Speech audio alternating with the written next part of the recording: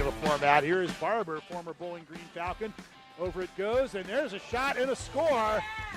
And Bladetech. Ricky. Oh, no, pardon me. That is Ethan Heideprem. In over the line.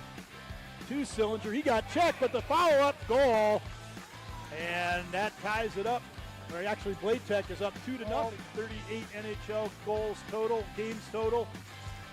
And he just scored, breaking Ryan Ginger. Now it goes wide of the goal, right out in front. It rolls in.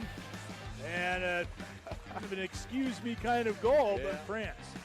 Yeah, Zach Tyson, nice work there for him and Stavroff. Doing some good work right in front of the net. The surface, cross-ring pass, and the shot, goal. Nyquist scores. And Broadfoot. And now it's Rosseldick. Back in over the line with lots of room. He walks in, goal. Well, they were playing that thing of the defenders take the... Right under the glove of Gould. And you're going to get a good look at it here, folks. I mean, he's got absolutely no room for coming out. The pass cross ring for Tyson. Tyson, he's got a man cutting for the goal. Finds him, the shot, goal. And a beautiful pass. And a beautiful 6-1-4. And you'll notice the line change happening on the right side. Bladetech maybe a little slow getting off the ice. You can see Chase's brother Carson is a tremendous hockey player. There, hockey in Columbus. There's a shot and a goal. And you do not want Senator just kind of lazily in here. And you put some pace on it. Just a quick little half, but Gould has stood in his head here in the second half. Here's another chance to do the same thing. Look at him pass across, though. They got him all turned around, and finally the puck is put in after Greasock had fed McBrayer.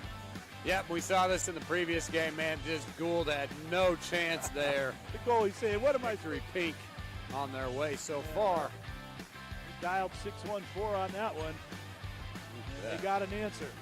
7-4, it's going to take two money puck goals to tie. Now even that won't do it. And had a hat trick last week in his effort, but he was playing with Battery Academy, so he can get it done in the blue or he can get it done in the big. Trying to center it, but swung out instead to Tyson. Tyson now over the line, gave it off to Bricky, and Scooter Bricky. He scored a goal just like that against Penn State in the Big Ten tournament last year. Scooter Bricky nets his first one of the day, but it's a money puck, so it's worth 2. Here goes Stavroff breaking in. Stavroff trying to go for 10-3, and he's got it. And all of a sudden, they are just shooting holes. And that was in that Bladetech. The penalty's over. Yep, exactly. Stavroff able to net it, but just a single. Now it's Elger again over the line. Got passed back. He got the return, fired it. Another time they go low. And Hayden Gould, he just... That's the beauty of us being close, and here's a good look from he's Elger. a junior, nifty little addition. There's a shot by Cox, and he scores. Just a hair late of the money puck, but hey, they'll take it, Spencer Cox. And again, he's a young goalie, and this is the kind of thing that can happen. Yep. He'll learn from it and get better from it, but he just, no matter what he does, he just can't Stavroff. They send it into the corner. And now they're working it around like it's a power play. The shot, goal. What a shot that there was by real Reams in his career, a former #1 draft choice. Granted, 5 minutes left, but yeah, they could get 4 or 5 goals. And there's one. Yep. Zach Jones. A nice little lazy casual backhand, let's call it, from just in front of the top of the net. Jones was a 3rd-round pick, 68th overall, but yeah, you get him tight like that, you can put it on the backhand and roof it.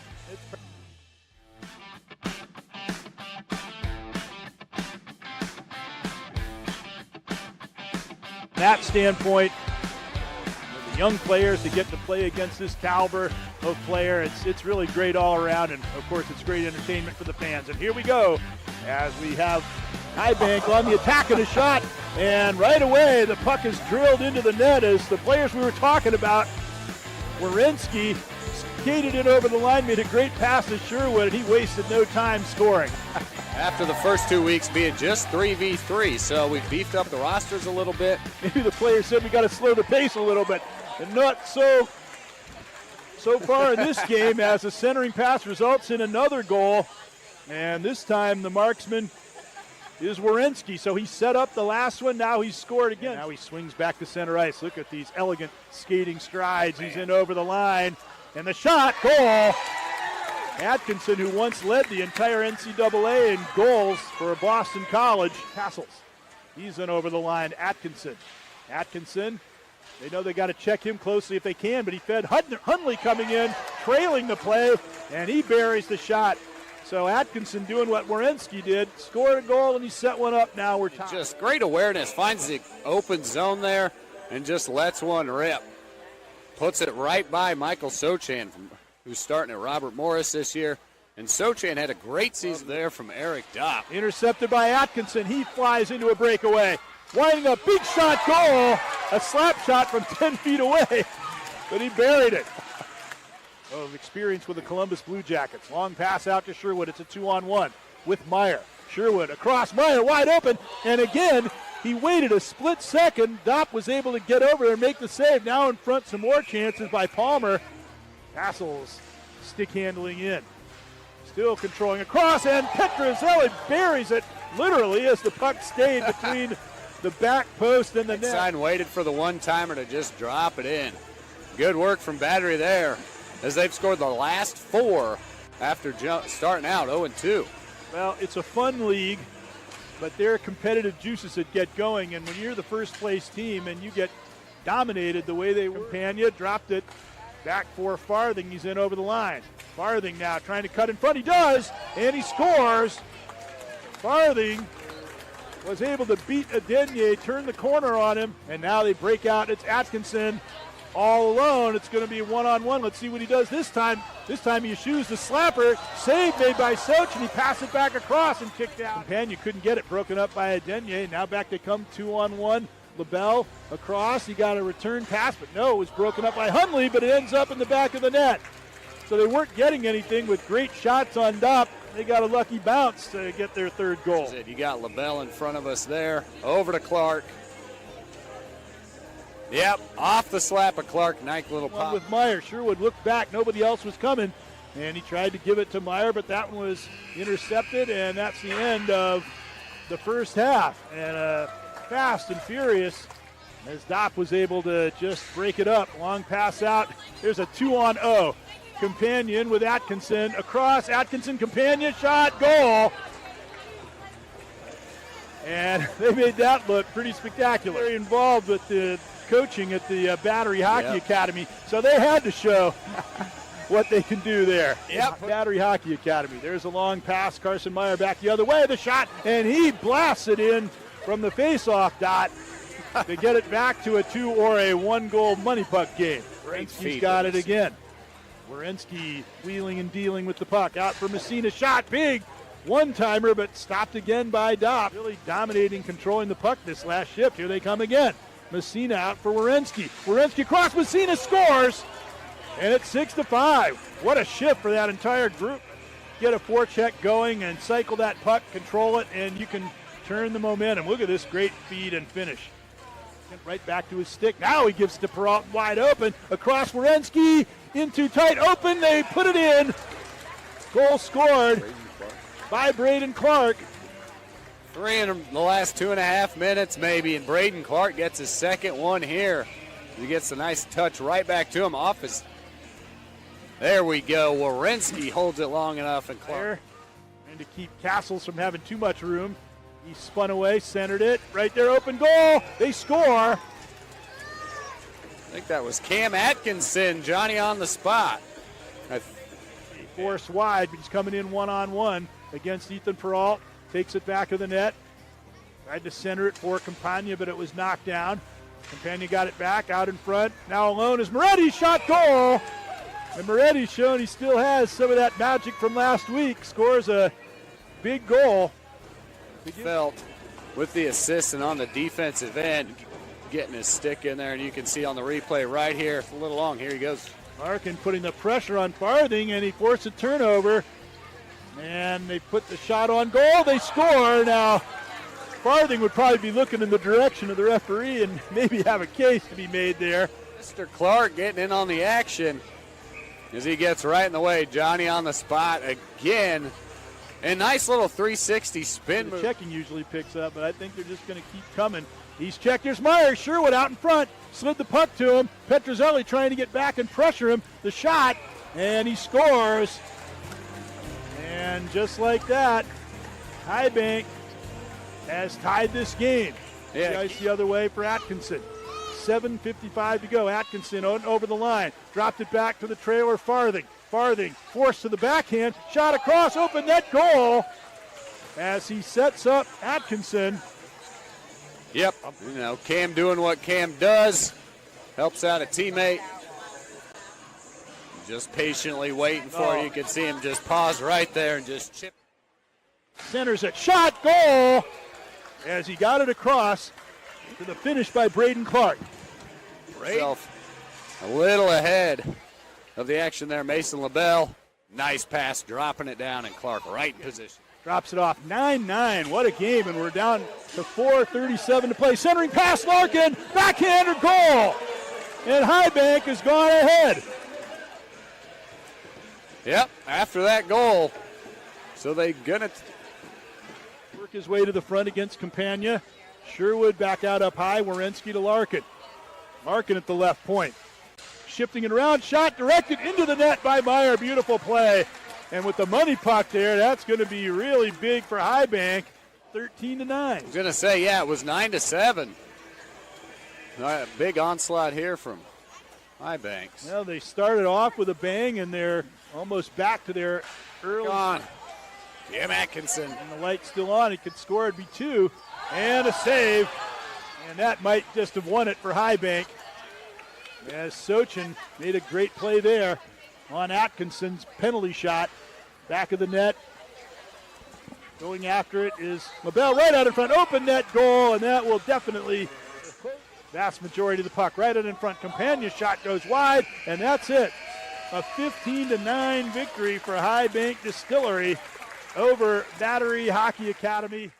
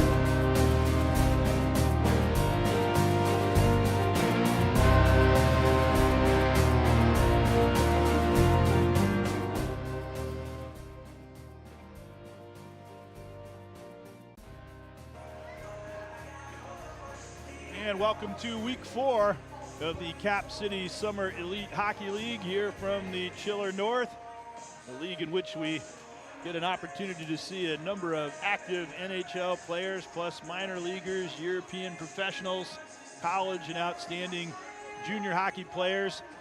And we've got a matchup between High Bank, team that comes in today tied for first after they knocked off the previously undefeated team Battery, against Bladetech, a team that played a really close first half against 614 Hockey and then got beaten pretty decisively in the second half despite the presence of several NHL players in the lineup that day. And it just goes to show that anything can happen out here, and you can't just look at the rosters and assume who's going to win.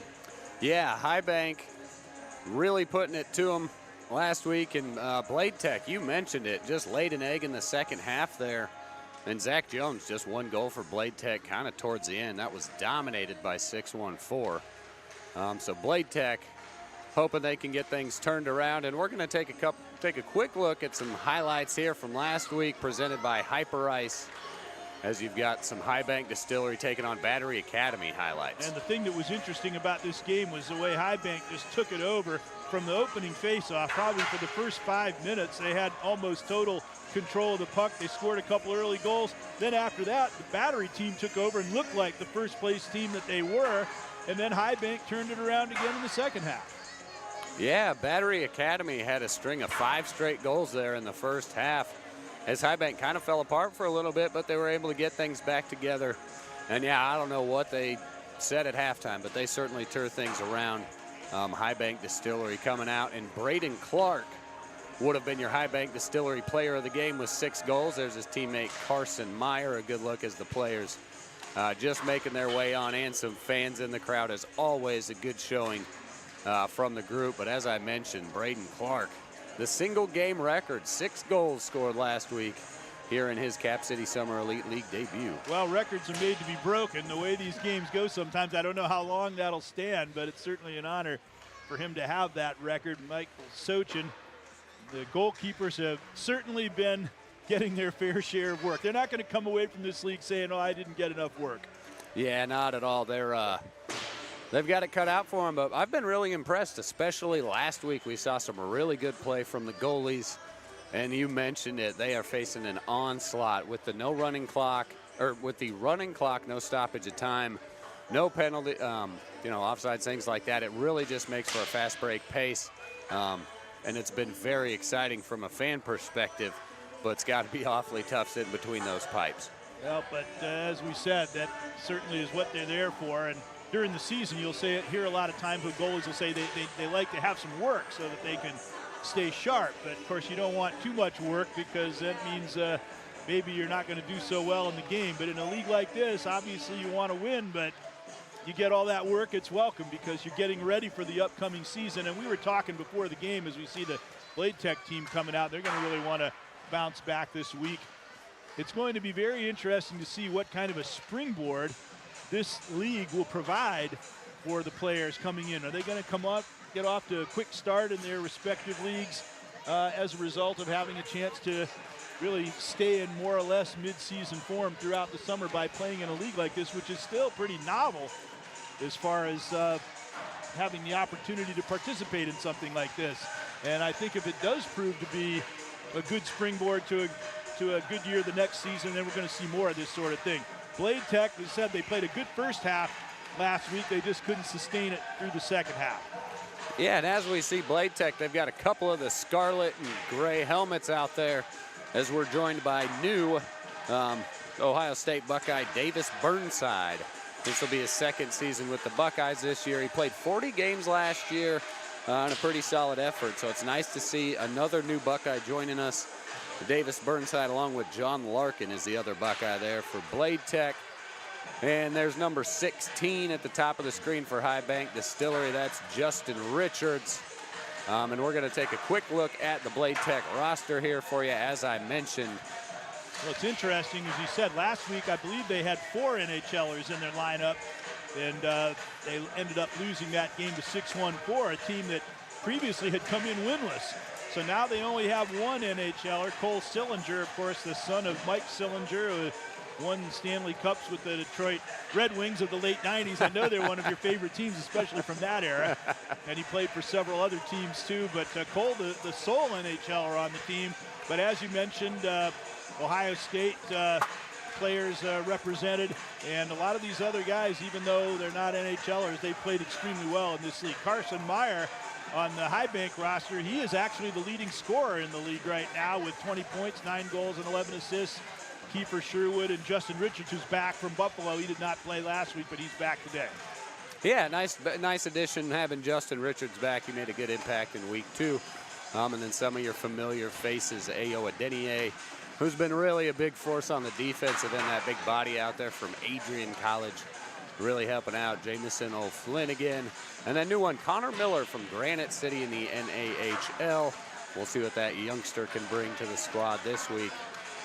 Noah Holt, Mason LaBelle, some familiar faces up there. And as they say, this is a fluid roster league. So there are adjustments from each week. Guys kind of flip-flopping back and forth. But it's nice for these guys to different chemistry with some guys. You're playing with them one week, and you're playing against them next week. Now here's a look at the highlights from last week, and Bladetech looked considerably better in the early part of the game, as it was a 1-goal game, and it was a fairly close checking game. They're playing 4-on-4 again this week, by the way, which is what they did last week. And you see Bladetech, they had some good moments there in the first half of the game, but it didn't last. Yeah, and that was, they ran into the wall of Ben Cross last week. He was the 6-1-4 goalie in the pipes. And he allowed the fewest goals of any game so far, only giving up 4 to Bladetech. So we're going to see if they can maybe turn things around this week and pound in a few more than just last week. But certainly Ben Cross was standing on his head, and there we go. Mr. Miller is going to be in the net for Bladetech. That's Trey Miller, the SUNY Canton College attendee. He is joining us here for the first time in the Cap City Summer Elite League. So we're going to see what Trey Miller can do against some of these big guys of High Bank Distillery. Well, anything you got to know after what he faces here today, anything during the season is going to be easy by comparison. So we take a look at the roster of the standings, which are quite interesting now. High Bank, by virtue of that win over Battery, has moved into a first-place tie. 6-1-4, who had been at the bottom, they're up now in contention with 4 points. And should Bladetech win this game today, they'll be right back in it. So it's still very fluid as far as the standings. And because of the draft system that they had for picking players, you have to feel that these are all, we know they're highly talented and I think probably very evenly matched teams. So I think it's likely that it's going to be pretty close throughout the entire season. Yeah, and this is just the midway point here in the Cap City Summer Elite League, week 4. We will continue up through week 8, which will be Tuesday. The championships will be August 31st. That's a Thursday. So just basically 1 month here as we break into August. Today it's hot outside, but it's nice and ice cold here in the chiller north, and we are just about to let the puck drop here and get things underway. You said it, ice cold in here, and in the summertime it's not too bad to come in and have a cool place to retreat to, and we're getting ready for another exciting afternoon of hockey here from the chiller north. And as always, for those tuned in and watching abroad, if you're in the Columbus metro area, we definitely encourage you to come out. This is free admission for fans, so bring the kids, bring the family. We've got lots of youngsters in here, as you could see from some of the camera action earlier, getting a few autographs or at least shaking hands with some of the stars as they roll in. So we've got after the game, the players have been very accommodating to the fans. That's been one of the neatest things about this. As Trey Miller there trying to get the pipe set, see if we can have no issues today. Things have ran pretty smoothly so far here in the inaugural season. A lot of good feedback from both the fans and the pros. I had a chance to talk a little bit with Gus Nyquist and Patrick Line and Nick Blankenberg last Wednesday, and they said they've heard nothing but positive reviews. The players are really enjoying it. It's given them a good chance to, kind of shake off the cobwebs and get back on the ice, at a high quality pace and some quality contact. So as we get ready here, we're about underway for week 4 from the Cap City Summer Elite League. Right, as always, High Bank in their white uniforms and Bladetech in the black and red. And Cole Sillinger stepping in against Justin Richards, so a pair of NHLers on the opening draw, and here we go. And we'll find out whether the High Bank team will be able to make as quick of a start as they did last week. They're moving in with an attack here. Carson Meyer tried to slip it over to Sillinger, but it was broken up. And back they come on a counterattack. Across and feed it back the other way. They couldn't get the shot away. That was Sillinger on the pass. Now right in front, that one is intercepted by Kiefer Sherwood. He swings back in his own end with a long pass up to Meyer on the right side. Tried to pull the string on Sillinger, but he got stopped and cleared out to center ice. And now they come back the other way. The drop pass back and moving in for a quick shot. And the save is made there. That was Burnside, the Ohio State Buckeyes newcomer. And a fine save by Sochin. Sherwood in over the line. He stepped around. Sillinger took a shot. The save, rebound right out in front. Good glove save there by Trey Miller as he takes one away from Noah Holt. Yeah, big save by Trey Miller, the Columbus, Ohio native. Now Sillinger on the attack as he tried to go around Ethan Peralt. And two players knock into each other and having to cover quickly to avoid a break. Still having a hard time getting it out, though. Sillinger back skates in front of his own goal. I don't see that maneuver in too many regular NHL games. No, you won't. Pulled it off there. Now Sillinger cross rink. And just a little bit too much on that for Trevin Erie, one of the new players coming in from Utica of the Collegiate Development Junior League. There's a shot wide as they counterattack very, very quickly in this league. That's one of the real things that stands out. Here's Miller in over the line with a pass across, and that was just deflected away. Yeah, that was Cole Miller, his first week here from St. Thomas. Now into the corner, the shot. That one is stopped again. They're taking some early target practice here on Sochin. Now it is Graham Broadfoot with it. Out in front, big shot, just slamming it wide, and he had a lot of net to shoot for there. Now back comes Mason LaBelle. He's a tall, lanky, good skating junior prospect who's impressed in these games. Stolen away by Peralt. And that long pass, and that just goes too far. We have Ray Peralt and Ethan Peralt playing in the league. LaBelle couldn't field that with his skate. Now it's Alex Barber with it, a pass across. There's some room in there for Ethan Heideprem, but he shot it wide on the short side. And he's been impressive in these early games, too. And out comes Bo Flynn over the line with a pass across, and that shot, and a fine save. And Trey Miller, he's looking very, very good here in the early going in his first effort. Stopped Alex Barber there. Now they stick handle in front. O'Flynn got checked. Back for Adenier at the point, but Richards takes it off for Sherwood. They got the NHLers out again. His shot is saved, and so far, Trey Miller looking very, very confident in goal. Yeah, looking very comfortable back there. He spent a couple years with the 14, 16, and 18 under Blue Jackets and some time in that National Collegiate Development League. So he's got some experience, and he's handling himself just fine. A lot of these players, Blue Jacket players obviously, but a lot of the other players with Columbus backgrounds, even a lot of the Blue Jacket players with Columbus backgrounds, such as Cole Sillinger, who was born in Columbus because that's where his father was playing at the time. And now it's Bladetech organizing at center ice, trying to get in over the line with a centering pass attempt. Couldn't click there. Burnside was going for the net. And now they come out the other way. And Richards leading the rush. He drops it off for Sherwood. Sherwood tried to hit the trailer of Denier, but it was broken up. And now it's Barber leading the rush here for Bladetech. His centering pass across it. Denier went down to block it, and out comes Sherwood. Sherwood's pass. Richards took it nicely, reaching behind him. Has some room. The shot saved by Miller. And he knocked it away before Sherwood could get a shot. This could be an early lead again for High Bank if it wasn't for the work of goalkeeper Trey Miller. In they come again.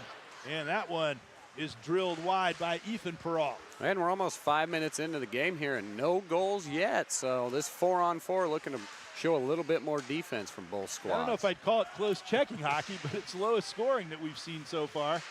And of course, with the 4-on-4, it It's a little less open ice. It's good, though, because it gets more guys on the ice. Yep. Gives them more ice time, which may be one of the reasons why they're favoring that. Plus, the 3-on-3 is extremely physically taxing to go up and down like that for so long. I wonder if the players maybe said, hey, let's think about doing 4-on-4 here. And over the line, there's Meyer with a sizzling pass across, but just couldn't quite be handled for a shot on goal by Ray Peralt. Meyer has 11 assists out of his 20 points, which he leads the league in scoring. He had it knocked off his stick there, though.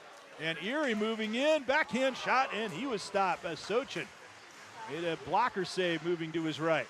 Excellent blocker save by Sochin as he took a tough one there from Erie. Meyer leading in assists, but just didn't quite have enough room and got knocked off his stick. Here's a breakaway.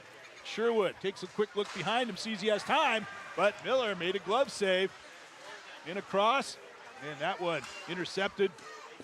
Erie started to rev away, but was checked. Now he got the puck back from Broadfoot. Moving in, across, a shot, and a save. As once again, the goalie's coming up big. That time it was Barber, or Lemmerbrock, who got stopped. Out to center ice. Wonder if this could be the first scoreless tie in the history of the league. Somehow I doubt it. I was going to say, I don't think we're going to get there yet. But I was just checking. Yeah, Connor Miller, number 8, out on the ice right there for High Bank, and Cole Miller, 44 for Bladetech, are brothers. So it's nice having your brother on the opposite side of the ice. You can take it. 2-on-1. LaBelle trying to break the tie, but he got stopped by Trey Miller.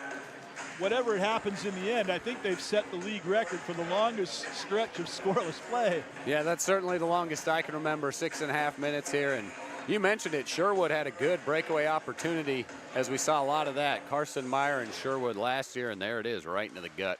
Trey Miller making a strong save. Miller just keeping good position. He hasn't done anything overly spectacular, but he's just always been there.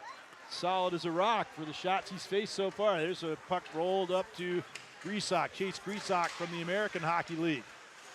Dropped it back out to the blue line, moving in, trying to get a shot away, but Heidepriem didn't have a lane to the goal. He ended up being forced back out to center ice and had to be careful that he hadn't have it taken off his stick. And a breakaway going the other way. They end up calling on the offside. All right. The first penalty jailbreak we've seen in a while.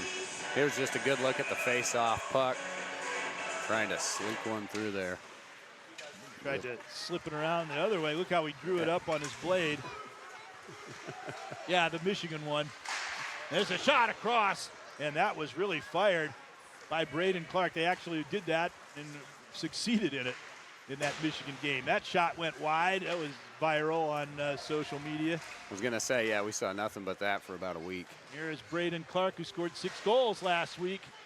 Not sure if any of those were money puck goals and how that figures into it, but at any rate, that's the most that anyone's gotten in a game this year. There's a steal, a shot, backhander up high, but Justin Richards lofts it over the crossbar. Well, and that would have been why, because I only had 5 goals for Clark, one of those being the money puck. So, yeah, they do count as 2 in the official stats, and the Rocket there from Erie. We solved that mystery. Yep. Out to center ice. Barber with a pass for Grisak. Grisak drops it on the boards. Barber picks it up in the corner. He got knocked off his feet there for a moment. They battle for it in front, and out comes number 21, Peralt, over to Holt. Noah Holt moving in, shot. What a good glove there by Miller. I think the shot was going wide. Yeah. He just flashed out his glove and grabbed it. And you know what? In a game like this, if you can do that and stop the play and get a breather, that's helpful. Yeah, absolutely. We're going to have, just one of the few face-offs we rarely have. And a good look here at the little wrister from Noah Holt right into the basket there. Tyler Miller making a few good glove saves so far today. Miller saying, I heard it was tough on goalies in this league. That's been no problem. He's looking to break Ben Craw's record from last week for fewest goals allowed, I think. Out. Denier with a shot, and had both goalies working on scoreless games here so far. I still don't think it's going to last long, but we'll see. They've already done very well. Here over the line, Sillinger cut back and then shot across his body and sent it wide of the net.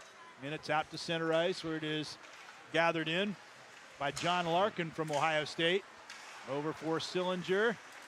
Burnside joining the rush, but he pulled up to stay on side. Sillinger trying to get a half step. fed it out the same side of the net that he went in, but couldn't link up with Burnside. There's stick handling in front of the goal. Richards got away with it, but then was turned over right out in front, and they score, and that's it. Trying to carry the puck out in front of your own net, it'll hurt you anywhere you play, including in the Cap City Summer Elite League. Yeah, you bet. And finally, after 10 minutes, we got a goal. Look, it looked like he got away with it here, but it just got knocked off his stick, and they ended up turning it into a goal.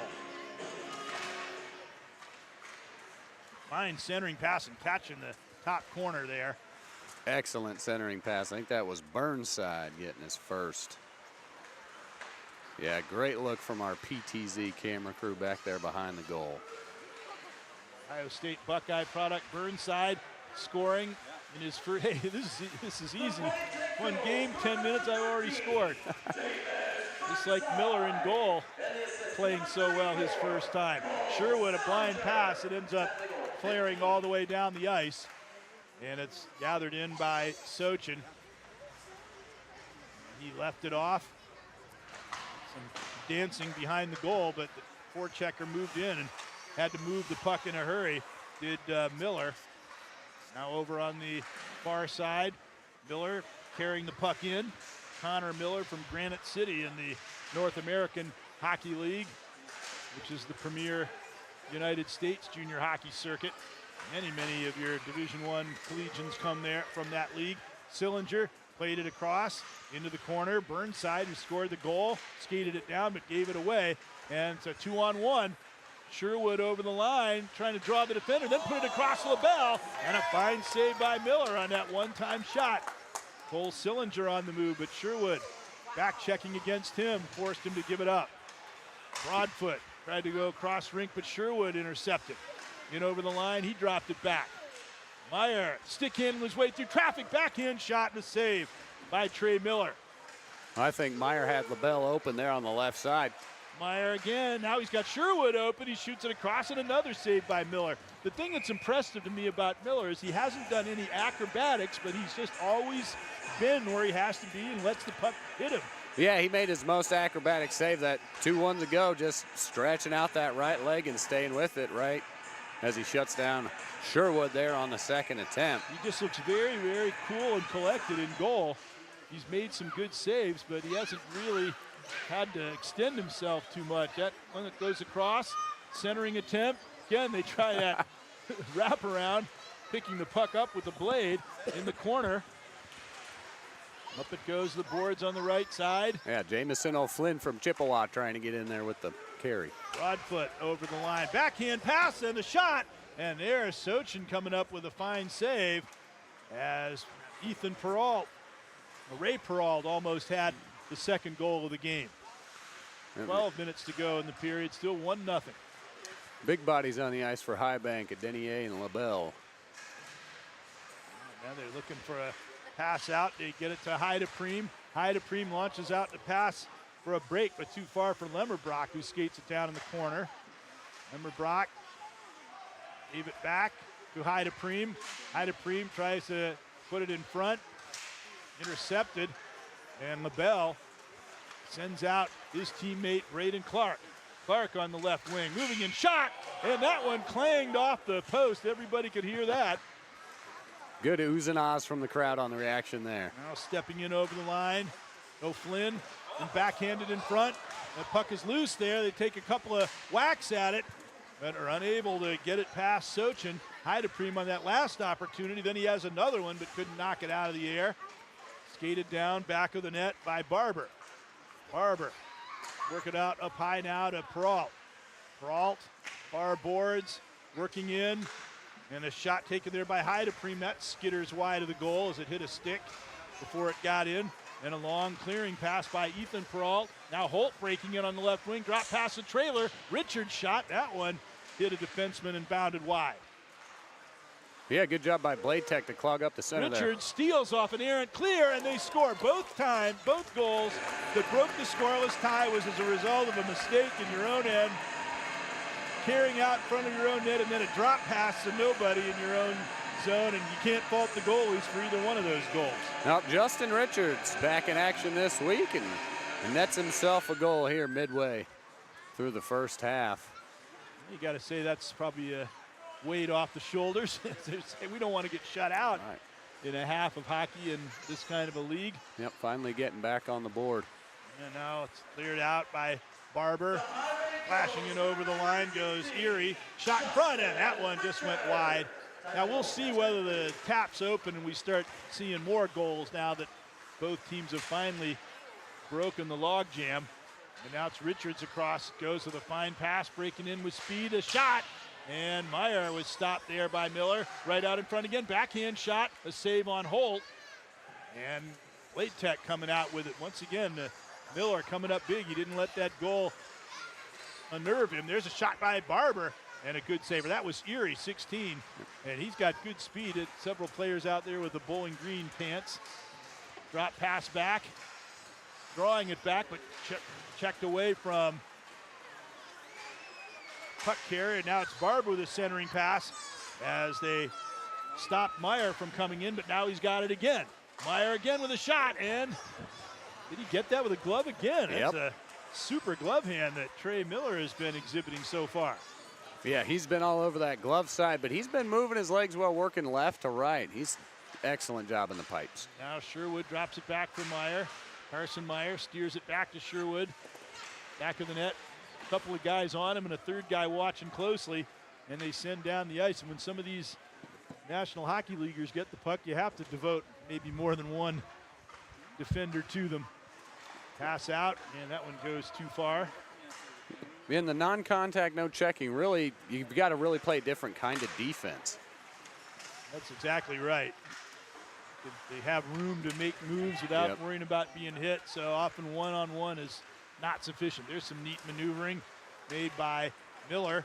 Cole Miller across now in over the line. Burnside drops it back to Miller, tried to return to Burnside, and it's paddled out of there by Sochin. As we're down to 8 minutes remaining to play here in this first half. Puck drop back. Now it's Sillinger in front. A rifle pass right out in front. Great maneuvering, and he put it in. Burnside for his second goal. I thought at just the last instant it might get knocked off his stick, but he was able to stay on the puck and park it in the back of the goal. Yeah, excellent job by Davis Burnside in his premiere here. The Ohio State Buckeye did a good job hesitating there in front of the goalie and able to keep control of it. Bang that in off the backhand. Sherwood off the draw, so that makes it 2-1. Burnside has both goals, but now in comes Meyer. His shot, and once again, well positioned to make the save. Trey Miller out of the corner with a centering pass and just off the stick of Noah Holt. Holt back to Sherwood. They got a lot of good movement going in the offensive zone here now. Holt dropped it back to Mason LaBelle. He's forced to his backhand, gave it off to Sherwood. He uses the boards nicely. And he's working against Sillinger. Centering pass for Meyer, but that was off a skate into the corner. And coming up for it, Miller trying to clear.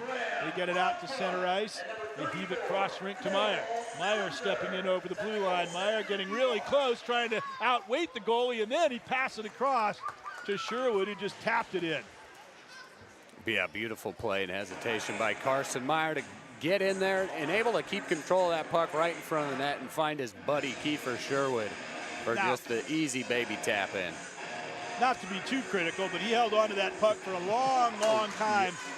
There would have been time for somebody to check Sherwood. He was standing alone like that.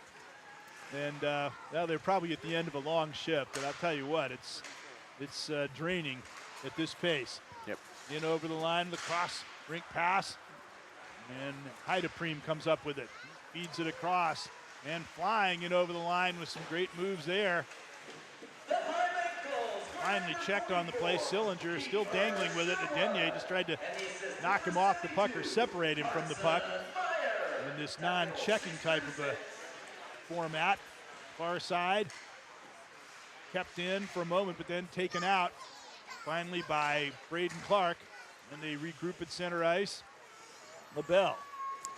Yeah, it's a lot of stick work and puck checking. There's Peralt, and shield the puck, and he got a shot. The save again by Miller. Once again, he's always in position. He played that goal really well, by the way. There's another shot right on, and a save by Miller as LaBelle, or Holt that was, took a whack at the puck, but even on the goal they scored, he played it really well. He maintained his position. He forced Meyer to really not have any other options. And if he didn't have that man wide open on the other side, he wouldn't have had anything to do with the puck there. Yep, and yeah, Sherwood can't get in there as easily if you can put a body on him. So I was saying it's a lot more poke checking, trying to control that puck, just like there. Denier, good poke check away. He stopped Erie, the newcomer in this game, and he is very, very quick. Erie from Utica in that college development conference. There's a shot up beautifully, catching the top corner. Ethan Holt off a centering pass from Clark. So Clark turns playmaker this week with a beautiful feed, but what a great finish there. An excellent goal by Holt there. There's, you said it again. Normally you just take him into the boards and end that play, but he just tried to play it with a stick, which is all you can do in this kind of format. It gives him the additional space to make the play, although he did make a good cut. So if he'd have tried to take him with the body, he might have missed him. You never know. In comes Richards with speed. Richards driving in and just went wide of the net. Richards has played 3 games in the National Hockey League, scored 2 assists, and you would just wonder whether the opportunity to play in a league like this will help really catapult him to a regular role in the NHL. You'll be watching for that. Right out in front, a nice pass across, but he couldn't get a shot. That was Broadfoot skating freely in the offensive end. Then they go cross rink. Broadfoot, now he works it back to the point. He was skating all over, and then he got back into his given position. Here's John Larkin from Ohio State as they get a good cycle going here, dropping passes off left and right. It's Chase Grisak now. Chase Grisak from San Jose of the American Hockey League, not the Sharks, but the Barracudas. There's a cross-rink pass. It's right there. Moving in, LaBelle, the centering pass, and that was deflected just wide by Miller. And now they pass it out. Grisak waiting for some help. Drops it back to Barber, the trailer. Barber is on his backhand, didn't venture the shot, and he ends up being forced back out to center ice. Good pressure there by Connor Miller, able to push them back. And they regroup quickly. Got in and shot, score on a cross-rink pass, and just buried on the far side of the net. And the goal was scored by Cole Miller, but they forced Barber out to center ice. He turned back and then hit a cutter at the blue line, and they were right back in on him. Sometimes the defense gets them to vacate the zone. They think, okay, our job's done, we can rest. But Barber was right back at him with a great pass, and they're attacking with speed. They end up getting a goal. Yeah, great vision by Barber. Comes Sherwood. Dropped it back. Great move by Meyer in front. Shot at Denier. No, that was number 29, LaBelle, who missed the net. But a great move there by Meyer to set him up well. Yeah, very shifty by Meyer to dodge through a couple of Bladetech defenders and create a good shot for his teammate Mason LaBelle. Just couldn't find the back of the net. Richards, we got 4 guys behind the puck now. They're really playing more defensive oriented than we've seen in earlier weeks. Sherwood across again, and they just shoot it wide as Meyer was in front, got his stick on it, but just wide of the net. Now it's cleared out, a nice pass by Barber to Burnside. Burnside rolling in over the blue line with Grisak against LaBelle. Across the shot, and they score. Sochin thought maybe he got over and had it. He looked into his glove, but there was no puck there. And a beautiful 2-on-1 converted by Grisak after another great outlet pass from Barber. Yeah, good goal there by Chase Grisak, and you'll notice he's the only pair of turquoise shorts on the ice. His teammate from San Jose, Will Rydell, sitting out here in week 4 from the Cap City. Been a very fine player in these games as well, Rydell. Sillinger moving in from right to left. Threw it across with the backhand. Now it's LaBelle pirouetting nicely with his stick and then giving it out to Sherwood. He and Meyer on a 2-on-1, a feathery pass, but Miller got over and made the save and holds on to it. And they'll take another rest, but once you get the likes of Sherwood and Meyer out on a 2-on-1, they're going to create something. Yeah, you bet. Well, Chase Grisak, you mentioned it. He's got 3 goals and 2 assists here, 5 points through the first few weeks of the Cap City summer. And in front, Meyer is in front of the goal but couldn't get a tip. And now out they come. This rush being led over the line by Sillinger. Sillinger moving in, and he waited, made the goalie go down, and then put it upstairs. And that puts Bladetech in front. Did I tell you when it was 1-0 that the goals were going to start coming? You mentioned that. That didn't necessarily take a whole lot to figure out, but there's a great shot there by Sillinger. Yeah, and a good look away. He was eyes on his teammate to hold that goalie, and then he just let it rip. His dad was a great checker, but he could occasionally get one like that. Far side, they get it out. Center ice. He played on those Russian 5 teams. I'm sorry to bring that up again, an old Avs fan, but. Hey, it's all good. That's part of the history. I thought you'd converted now that you have a card. Yeah. Out to the left wing. At the blue line. Wheeling, Peralt with a pass wide. Put it right on the stick out in front, but they couldn't get a deflection. Out comes Sherwood. They get a lot of 2-on-1 practice here. Sherwood's in this time. He's got a trailer too, but he took the shot himself. And the save by Miller. And sometimes when you got an option across and an option back, the goalie's waiting for a pass. Sometimes you can catch him by surprise by taking the shot yourself. I thought he was going 5-hole. Yeah, I thought he was going 5-hole there, but a little high on it. Now it is LaBelle. Across it goes, and Sherwood the shot. And he scores. I don't know if the goalie got a piece of that. Or maybe he didn't score. Nope, saved it. Yeah, Miller with the sprawling save. Buries it up in that glove again. And that should just about do it. And another save there. I think the action that I interpreted as meaning goal was more like, I can't believe he stopped that. Trey Miller playing a great first period. Both goalies played well, but again, I would say probably Miller's play is a big reason why Bladetech's in front. So they played another good first half. The question is, will they play as well in the first half, in the second half, as they did in the first, unlike last week? Yeah, we'll see. And here we are, 5-3 through the first half of the first game here. Quite a bit of defense. We didn't have a goal for the first 10 minutes, which is something we haven't seen yet. So kind of low scoring, but we'll see what these guys can rally together at halftime here in the locker room and get back out here. So we're gonna step aside for after we get these guys in the locker room. We'll just have about 10-minute halftime here, give them a break. Scrape yeah, the they ice need it, we'll I'm sure. I don't care what kind of shape you're in. To go up and down the ice like that at that pace that often, you're going to need a breather. And you see the players out there mingling with the young admirers. And as I said before, that's one of the very best things about this league, taking the time to sign the autographs. And the kids just got to go away with stars in their eyes and a great feeling.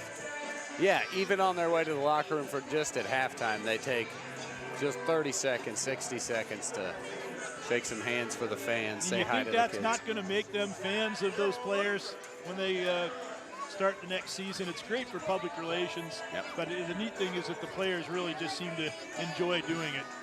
Yeah, and it goes right in line with the Columbus Blue Jackets Hockey Helping Kids, getting them started for the youth ages. And with just that, we're going to step aside here on the Yamo Sports. We'll be right back for the second half here at Game 1 of the Cap City Summer Elite League.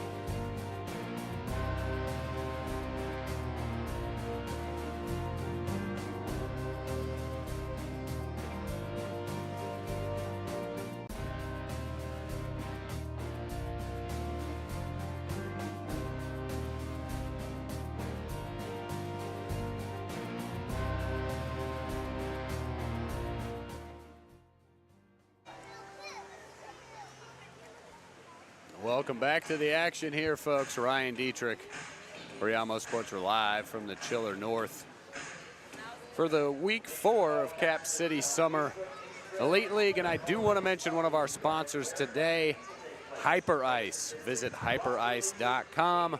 At the moment, the guys in the locker room are using these new Hyper Ice tools to loosen their muscles. And Hyper Ice's mission is to help everyone on Earth move better, live better, and be better.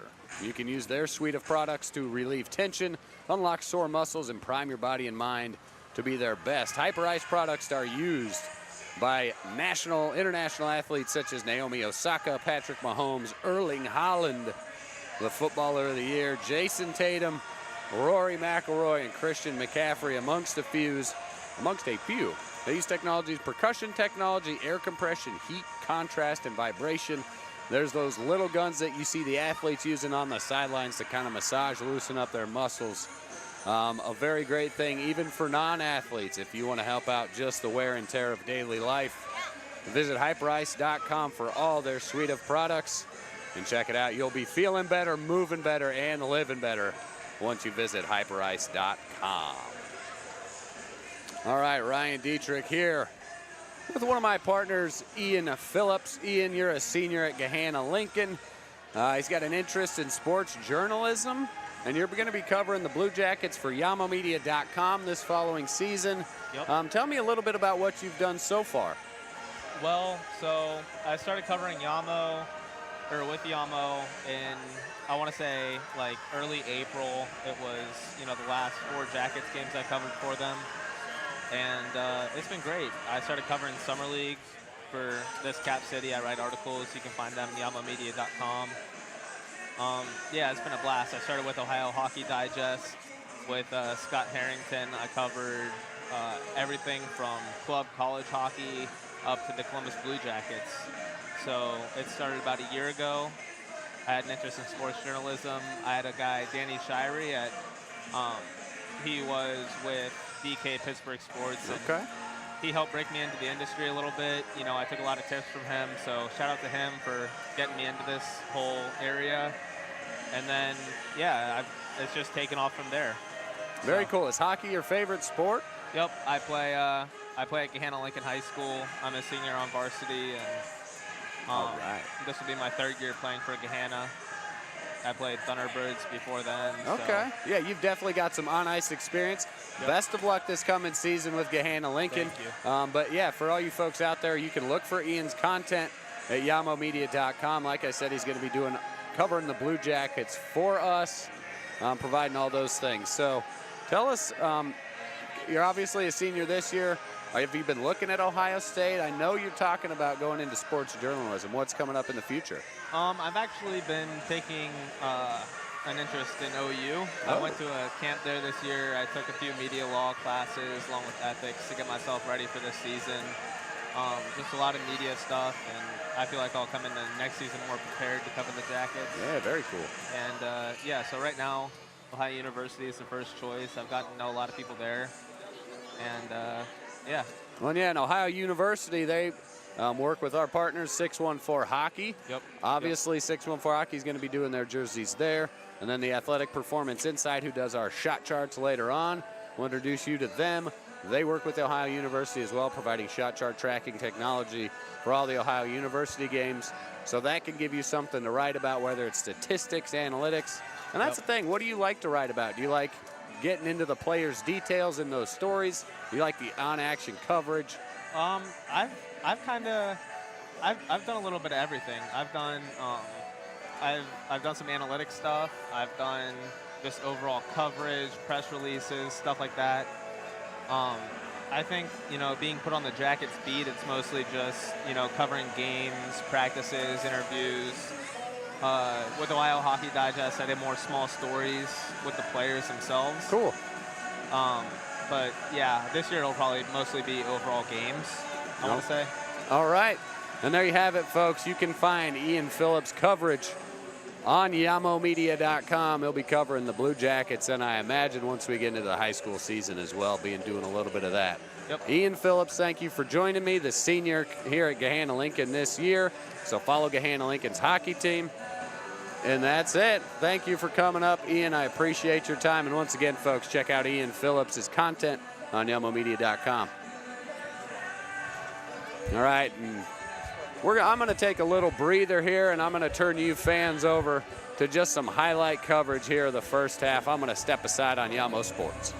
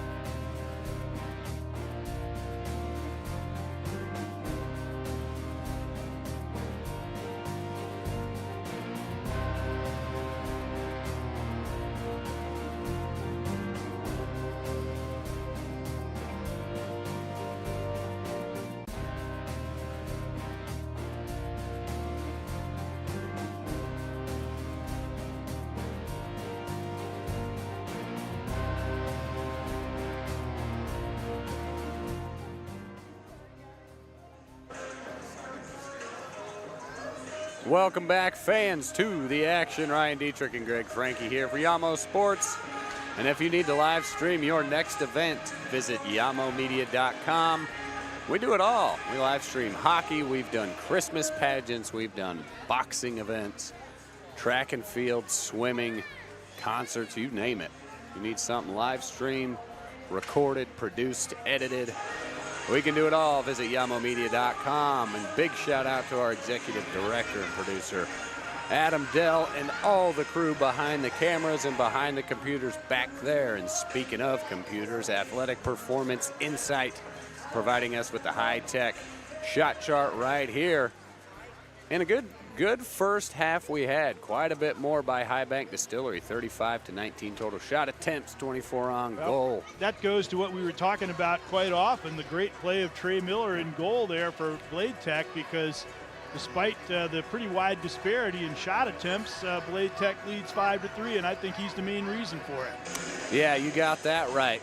Then, you know, we keep talking about this is such an offensive league. There's so many goals scored, etc. And invariably, like last week, we're here talking about the play of the goalie, and that's why they're in charge. That's why they're in the lead. And if you think of there's another blocker save to get started, just in the same vein. But you think about the goals that were scored, very few of them were the fault of either goalie. Yes, those first two were just, turnover mistakes right out front of the net, leads to a rush the other way. Sherwood moving in, and he was stopped by Larkin. Worked it back out to the point, so let's see if High Bank can crank up the power here in the second half. It's Agenye tipping it wide on that point shot, but that comes Bladetech with a cross-rink pass.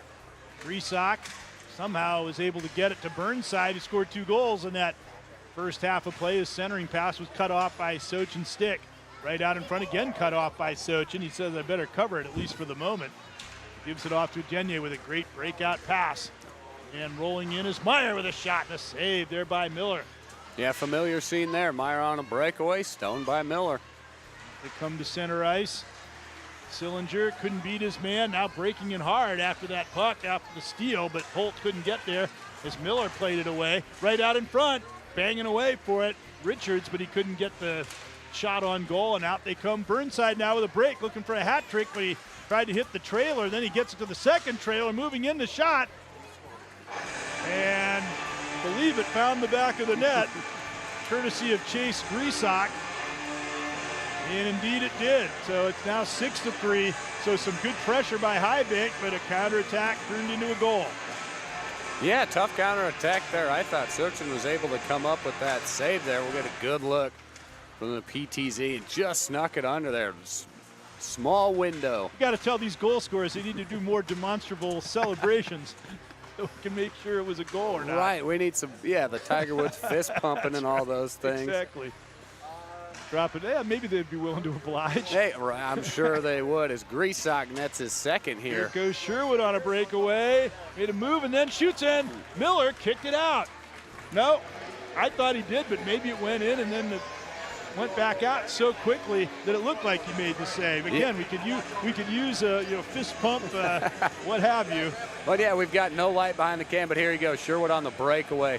You'll see this one just buries it. Looks like. See how fast it came out. I thought in real time that the goalie had made the save, and it rebounded out as a result of that. Now back they come. Barber across, and that one is off the stick of Broadfoot as they tried to get right back in on them. Well, that's Kiefer Sherwood's 9th goal this of the season here. One behind Cam Atkinson, so he's looking on. That's the thing. Highbank, they've got 3 of the top 5 goal scorers in the entire league, and they've been held to just 4 here so far. Kiefer Sherwood's another guy. He's played a substantial amount of NHL games, but he hasn't really broken out in terms of scoring. And he may not be primarily a scorer, but he's shown the ability to put the puck in the net, and this might allow him to up his game offensively even more going into the new season. Yeah, maybe earn himself a new contract or something like that. That wouldn't hurt. Out in front, there's a shot and a save. Kicked wide by Sochin. You're not necessarily going to turn a checking forward into a 50-goal man, but if he becomes a little bit more adept in becoming that aspect of a two-way player, that's a good thing. There's a block in front. Berber with a shot, and Sochin was able to get over and stop that. It looked like he had a lot of net to shoot at. Yeah, a lot of net. Kind of a leaping, diving save by Sochin there, displaying his athleticism. Out they break the other way. Connor Miller got checked on the play, and this is Broadfoot dropping it back. Cole Miller dancing through center ice, but decided to retreat. Now he hits Alex Barber with a fine pass. Barber moving in, pulled it back, shot, and right into Sochin. And he made that great move to get away from the defender, O'Flynn, but by the time he did that, he didn't have anything else to do with the puck to beat the goalie. Yeah, Sochin stayed with him the whole way, just kind of followed it, took it right into the heart of the Whiskey Warriors emblem there on their jerseys. And for all those folks out there, all these uniforms, hats, t-shirts are available at 614hockey.com, just as a reminder. Ethan Peralt, the long pass. They get another 2-on-1, and LaBelle didn't get that pass from Carson Meyer. Meyer gets it back in front, but it's just swatted out of there and down the ice, and Denier back for it. Yeah, good swat out there by Ray Peralt. Really saved a chance as Ethan Peralt was coming in there to make a play on it. Ethan Peralt has it again. Rolling over the blue line. Drop pass to the trailer. Meyer pulled it back. Shot blocked. Another shot blocked. And into the corner where Peralt plays it. Peralt against Burnside. Burnside doing a good checking job. We're seeing more and more of this. Now they're starting to grapple for the puck along the boards. Unlike we saw earlier on. Of course, with the 3-on-3, it's hard to do that. But I think I said it before, as we get closer to the start of the actual season, you're going to start to see a little more defensive efforts injected into the game. Out to center ice with a neat move there. Here is Lemmerbrock moving in. It's a 2-on-0, and maybe one pass too many there, maybe even 2 passes too many. As they come back out, this is Meyer attacking Burnside hard, walking right by him, but he forced him wide enough so he didn't have a good angle to shoot from. Meyer has it again. He's looking like he's decided to ratchet up his game another notch or two. As they try to do something about this 2-goal deficit. That pass behind him, though. And in comes Cole Sillinger. Sillinger shot, glove save Soch, and it just bounded wide. Out comes Richards. Almost got by him there. Justin Richards over the blue line, trying to split the two defenders. Got it to LaBelle, and he had a lot of net to shoot at, but fired it wide. Now back they come the other way. This is Grisak. Chase Grisak. Drop pass. Sillinger pulled it in front. Hard angle drive, and somehow Sochin got over there to stop that labeled shot by Burnside going for the hat trick. My, oh my. Sochin, big stretch. Good look right there. Yeah, coming to his left. Outstretched, shuts it down. Crowd reaction was strong. The fans are enjoying it here today. And Sherwood lofts it. Look at that. It lands perfectly for Meyer. He's out in front. And he buries it between the 5-hole to make it 6-5. What a pass there by Sherwood as he just lofted it up. And Meyer skated right onto it. Yeah, that's definitely a big lob pass there from Sherwood. He might have clipped Grisak with the stick on the way by. I saw him give him a little apology as he got to the circle. Broadfoot centered it. They got rid of that two-line pass rule in the NHL, and it's a good thing there. I guess they use the same rules here. Once again, another long saucered cross-rink pass in over the line. And Holt tried to center it, but Richards had already gone too deep. And back comes Grisak. Sillinger takes a pass in over the line. Sillinger with Larkin breaking in, and that trailing pass was just too far behind Grisak. Check right out in front. Sillinger ended up getting it. Backhander, he scores. At first it looked like they were going to prevent him from getting a shot, but then the puck was just mishandled for a split second. He got it again, and he made the most of the opportunity. Yeah, and got another defensive mistake here. Holt just thumping it right back into the Sillinger's body. Not helping out his goalie there, despite Sochin doing a good job. Like I said, there's certain rules of thumb that still apply even in a league like this, and that is when you're in front of your own goal, you got to be careful. Right at several goals scored because of those types of turnovers. Out now for Sherwood. Sherwood one-on-one, pass across back behind Richards, and they turn it back the other way. And attacking the line is Sillinger, made a 360 spin, averted Sherwood's check, and then threw it into the corner, far side for Grisak. Pretty impressive handles there from Sillinger, just stopping, spinning, protecting the puck, and finding an open man. I do think he's a little bit more of an offensive type player maybe than Dad was. There's a shot off the glove. Yeah, a little before my time, but from kind of what you've just mentioned about his father, seems like Cole's got the offensive skills. I'm sure he learned a few things from Dad. Cross-rink pass, they move in, centering, feed on the backhand, intercepted. They tried to break out, but the puck rolled off the blade before they could get a shot right out in front. And wide of the net, couldn't be thrust away by Miller. And that allowed the high bank player Clark to take it, but it's taken from him. And now they're back in over the blue line. Sillinger again on the attack. Sillinger drop pass back, broken up. And now it's a 3-on-2 the other way. That out to Clark on the right side, but he got checked as Sillinger is coming back well. Now he storms off into a rush. Center ice, somehow managed to get by. Almost got by 3 guys, but Adenye finally cleared it away. Now in over the line goes number 91, O'Flynn. He was checked on the play. O'Flynn from Chippewa in the North American Hockey League. Here is Barber with some skating room. Barber swung it over to the left side for Cole Miller. Back of the net. Burnside trying to center it to Heideprem. That was knocked away. And up ice comes O'Flynn. He was stopped. Denye with Burnside all over him. Burnside picks his pocket. And look at him make that tight turn, recover that puck, and then go the other way. A great skating exhibition being put on here by Davis Burnside of Ohio State. And there's a good stick handling display being put on by Cole Miller right out in front. And they couldn't get a shot though. And the puck is recaptured by Burnside.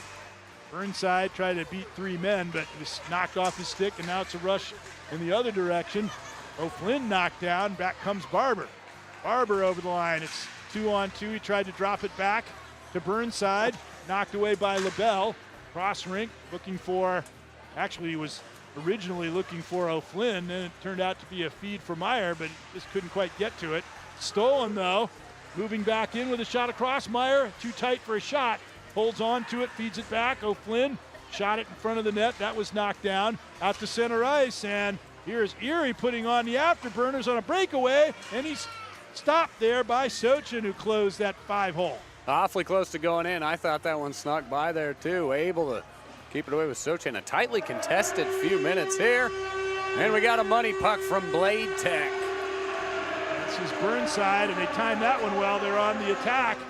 And the shot blocked by Sochin, so a goal here could put them up by 4, but it could also tie the game if Highbank is able to score, and they come rambling out. LaBelle fed it over to Richards, who centered it in too tight there, and Miller was able to make the save, sift out the puck.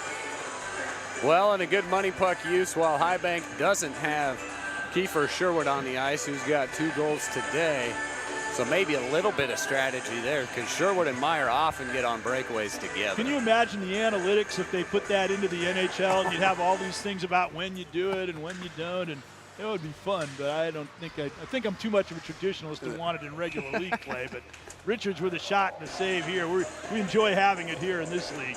You know, that's something kind of meant for the All-Star game, but yeah, maybe the All-Star game. Yeah, just spice things up a little bit. Or you never know if they develop a 3. You know, the NBA's got the Big 3 league now. Maybe the NHL will come up with some 3-on-3 hockey. Here's Richards in front. I have the feeling they will someday. That shot goes wide by Holt. At the blue line, LaBelle. I thought you were going to say they got the 3-point shot in basketball. Why not the money puck in the NHL? I was going to say, it's a little bit too extreme. Here is Grisak with a rush. And he passed it across. Beautiful feed and shot. But a save again by Sochin, who's really shown the ability to move quickly across the crease. And he stopped Peary cold there on what was a brilliantly executed 2-on-1 Yeah, and this ought to be a good look. Man, a little bit of a check down there at the end. First times the players actually hit the ice. Where's the jailbreak penalty shot? Right, Carson Meyer getting taken out, and there it is, the siren. Money puck is off. Here's Holt moving in. Holt, backhand shot as he really blazed the trail through the defense there. Out in front, Meyer's got it. Shot, goal. He's saying, knock me down. I'm going to come right back and score. And boy, that was a quick maneuvering of the puck in front, and then he just buried it upstairs. Excellent stick handling from Carson Meyer. You should get a great look at it here. I think he just moves it quickly. Just right back to his forehand from the backhand, a couple dekes. Excellent skill from the pro, Carson Meyer there. That'll be his second of the afternoon by my count. And just after the money puck light went off, so fortunate there for BT. Yeah, that was Bladetech's money puck and almost backfired on him, but nevertheless, it's 7-6 right out in front. LaBelle, a shot just slashed wide.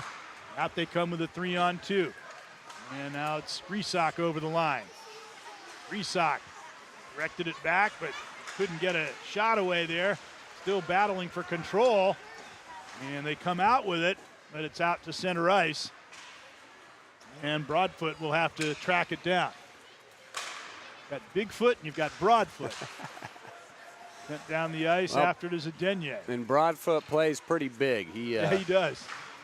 Makes an impact out there. I was going to say Jamison O'Flynn for Highbank. We haven't been calling his name too much. He made a strong impact last week's game. This is Sherwood breaking in. He was checked on the play by Cole Miller, but he still has control. Across to Richards. Richards with room. Stick handles in. And Miller just never gave him anything. The key for a goalie is to never commit to give that opening. And he is very, very cool in goal that he holds his ground until the shooter has to shoot one from a bad situation. Yeah, he just stays well balanced, doesn't, you said it, no big kind of exaggerated movements. Keeps his core down, stays put. No panic in the way he plays. Sent out nicely, here's a break. Clark, Cole Miller coming back in a hurry, shot wide of the net. Good job by Miller coming back. That eliminated the chance to get in right on top of the goalie, and he had to shoot it from further out, and he missed the net. Yep, love the defensive effort from Miller. Saved there by Sochin on the short side on that attempt by Sillinger.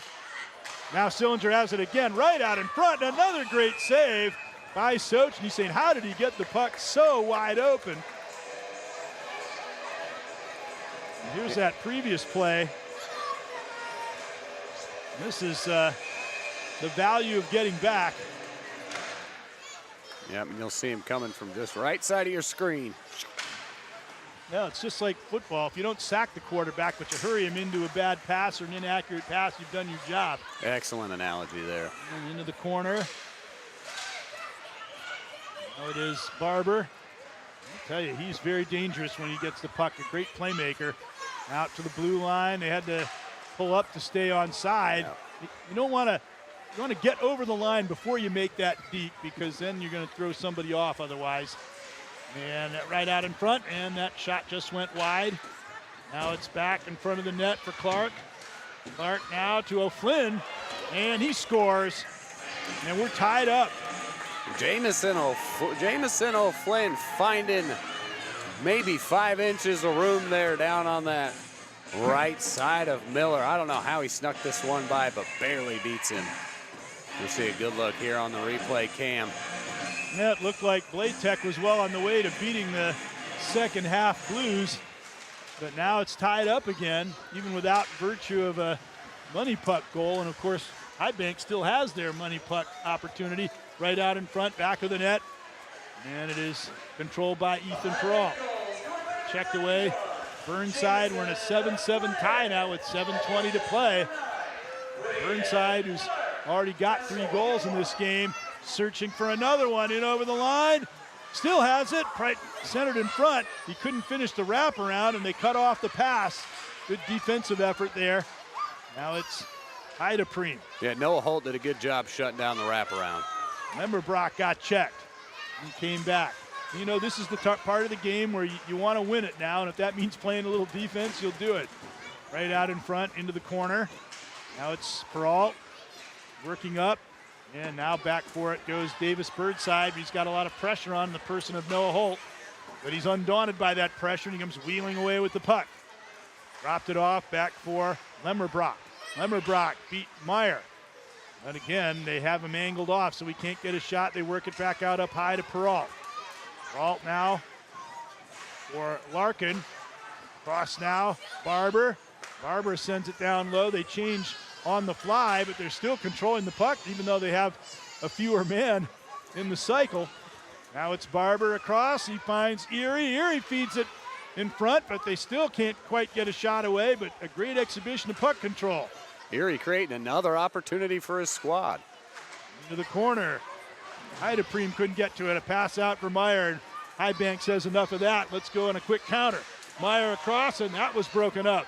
Just bounced over the stick of Erie, or he would have had a one-on-one challenge against LaBelle. And you'll notice again, Carson Meyer the one pushing that rush. There's O'Flynn, who scored a moment ago to tie the game. Sent it back of the net, barreling in after it goes LaBelle. That was close to a check, but he pulled up at the last moment. Here's Grisak now. It's a 2-on-1 with a back checker in front, and they ran out of room as Erie tried to get his stick on it and deflected in. And Jamison O'Flynn started playing some early defense on that last one. He saw the play coming, so he got back and was able to hold up the 2-man rush. Richards steals it from Erie, and now he pulls up and says, let's just take a little bit of a break here. See LaBelle looking for that long skip pass, breaking away. Making sure he got all his men in position. Now got it to Denier, breaks in. He was scampering around the outside there, but just couldn't quite reach the puck before Miller got his stick to it. Now it's coming back up the other way. Long pass intended for Broadfoot is knocked down, almost led to a break. Burnside doing a good job breaking up that one. Broadfoot in over the line. Being checked by LaBelle. Prevented him from getting a shot away, but now a great pass in front to Grisak. Save, and a second attempt also deflected away by Sochin. Richards, some dangerous stick handling in front, but he managed to make it to safety. And now coming right up the ice. 4:20 to go. He couldn't shoot it in as it lost off his stick. Has it again. Pass forward in for LaBelle. LaBelle to Richards. Richards with a shot. That one went wide of the net. And there's some intensity out here right now. Yeah, Sillinger in over the line. He drops it back. High to Preem, centered it back, Sillinger. And a save by Sochin. And he leads out Carson Meyer. Meyer now one-on-one against Larkin. Larkin got his stick to the puck, but somehow Meyer got it back. Waiting, put it out in front, but this time they checked that man. Unlike in that earlier play, this time they wouldn't let Meyer just stick handle that puck and then feed it across for an easy tap in. But again, Trey Miller played him well, not committing himself as Meyer threw every fake in the world at him. Right out in front, bouncing on Sochin, and he covers it up. Yeah, aggressive defense there from Kiefer Sherwood on Grisak, poking him and shoving him away, keeping him from the goal. But yeah, you mentioned it on that previous stop. Bladetech getting a little bit of wise to the High Bank Distillery's offensive tactics, helping out their goalie in net. Definitely they learned from that last one, but here comes Sherwood. Sherwood against Cole Miller, one-on-one, and a quick shot. That one wired wide. Here we go, the siren. It's a money puck period here as we've got Richards back with it for Sherwood the next 2 minutes. Any goal is worth 2. That could put the game away for whichever team scores it. Into the corner with it is Richards. Richards waiting. Fed it back for Braden Clark. His shot deflected over the top. Centered back. Here's a chance, but they won't let Richards unleash the shot right out in front. It's bouncing around, and Miller landed on top of it. Man, good job by Miller. Again, we got a 5-man pile up out in front of net, just trying to bang the garbage in, and he shuts it down. I think SUNY Canton has got to be really happy with the goaltender they have. He's been extremely impressive today by the way he plays his position, by the way he keeps his cool, which is extremely important for a goalie under pressure. And it's a 7-7 tie. Yeah, hopefully his coaches are tuned in, seeing what he can do. Now skating it in wide, up the boards. Now fired into the corner, far side. Hopping on it is Heidepreem. It's been a good hockey game, even though it's been close checking at times even. Shows you don't always need nonstop fireworks to have good, enjoyable hockey. But there's an explosion, a pass across, and Burnside finishes off the feed from Sillinger. And Bladetech goes in front with just 1:40 to play. So it works. The light's still going, so that should be a 2-pointer. Yeah, and money puck should be just about out. But yeah, Burnside capitalizes on the High Bank Distillery money puck light, and it works against them. They're down 2. Shot, the scoreboard now reads 9-7. Again, Miller. Yeah, you like a goalie. Might not be good for editing together highlights, but sometimes if a goalie doesn't have to make a spectacular save, it's because he was so well positioned he didn't have to. Yep. And that's what Miller has been doing a lot of this game. Yeah, not making it hard on himself, making it easy on his teammates. Bladetech 9-7, 1:30 remaining. That money puck light should be on for maybe 30 more seconds is my guess. So that's some extra urgency here for High Bank. If they could score before this money puck time ends, they could tie up the hockey game. But if not, they're going to be 2 goals down. That's probably going to be it. Now, Carson Meyer and Kiefer Sherwood might have something to say about that. Sherwood moving in, great move, but again, they run him out of room. Save, rebound, just went wide by Holt. Good job by the defense to funnel Sherwood wide, and now that less enthusiastic siren goes off, signifying the end of the money puck time. Empty net. This will clinch the game right here. Sillinger makes it 10-7, and Bladetech, who fell into last place with a decisive loss against 614 last week, has bounced right back with a big win, which we talked about, puts them right back into the hunt. And now that 614 Battery game should be very interesting, because 614, if they could win that game, they could go from bottom to the top in 1 week. But it's another opportunity for Battery to maybe attain some separation over their pursuers. 50 seconds to go. It's a 10-7 score.